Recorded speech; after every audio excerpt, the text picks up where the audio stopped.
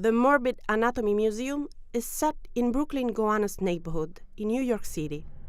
It is a cabinet of curiosities in the style of the early years of the last century.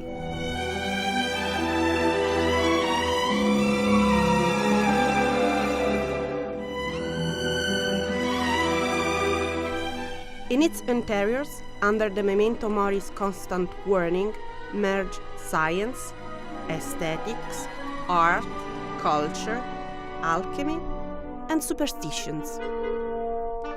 It is a sort of Masonic lodge for suitably morbid souls, with a touch of an Edwardian look. A time capsule of exotic oddities, reminiscent of A.T. Hoffman and Edgar Allan Poe, with fascinating mysteries, unpredictable apparitions, Goethean homuncula popping up from drawers and display cases. It's awesome. It's creepy and fascinating. Co-founder, creative director, and scientist Joanna Eberstein is a refined collector, a sophisticated reader, and someone with an insatiable thirst of knowledge. I started this project as a blog in 2007 called Morbid Anatomy, and that was a kind of support for a photo project I was doing about medical museums around the world, many of them in Italy, and many of the best ones in Italy.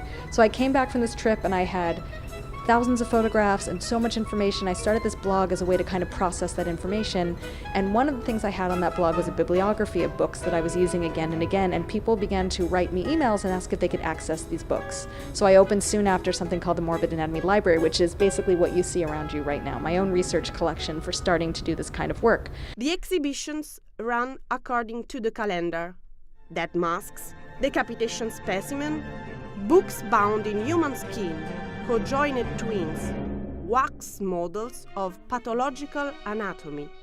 So it's sad to see people fetishized in that way and exploited through colonization, but the medical oddity is also sad but beautifully executed and really fascinating and morbid. Matters like death, taxidermy, illnesses, and mummifications have been usually treated as a social taboo. Few artists explored these delicate fields. Directors like Todd Browning, Anatol Litvak, Jan Svankmajer, Joseph Mankiewicz, Ingmar Bergman, and Peter Greenaway described worlds on the edge between madness and the supernatural. What I really want to do, and my background is art and intellectual history, and in intellectual history, it's a kind of system for looking at the past in a way that tells us something about the present and makes you question something about our present attitude. If every other culture and every other time and place had a sophisticated, dignified discourse around death, and art like a language of artworks around death, philosophy, all of these things, maybe the way we think about death right now in this particular time and place is not the only way. All of our beliefs are kind of culturally regulated. You know, we happen to be born at a time when people think this. If we were born 100 years ago, we would think something very different. Lately, a TV series called The Nick, directed by Steven Soderbergh and starring Clive Owen in the role of a physician in the beginning of last century, brought a renewed interest in this kind of weird vintage aesthetics. Came here, it's very intriguing.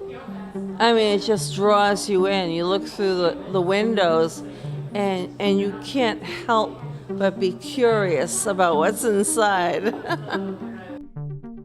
Damien Hirst with his sharks, cows, skulls, and sheep. Maurizio Cattelan with suicide squirrel and horses suspended from the ceiling. The art duo Idiots with their birdy jewelry creation, and the controversial Chinese Xiao Wu, the one who sewed a winged animal with an aborted fetus head, are just a few examples of acclaimed contemporary artists who built their fortune and fame on the conceptual use of taxidermy. Mrs. Eberstein seemed to have a similar orientation. This animal that once had a particular biography, you know, it lived in a certain time and place, it had blank number of children, it was killed by someone at a certain time, all of that is erased. And instead what you see is essentially a word in an essay written by a scientist, you know, telling you why it's meaningful. I think artists are doing the same thing, but they're telling a different story. I think we do that as a species. I think we can't help it. I think things take on these different meanings, and when you look at the work of Damien Hirst and others like him, he's finding another way to use dead animals to tell stories about what he thinks is important, to make us think about other things besides what a natural history museum might. In 1977, the German doctor Gunther van Hagens, best known as Mr. Death, invented the plastination, a new method of body's preservation after death. His creepy collection of body specimens became a media event traveling around the world in an exhibition called Body World. This kind of scene I don't think would have been possible without his work. That said, I'm not a huge fan of his aesthetics. I think I like what he's doing because I think it's socially important.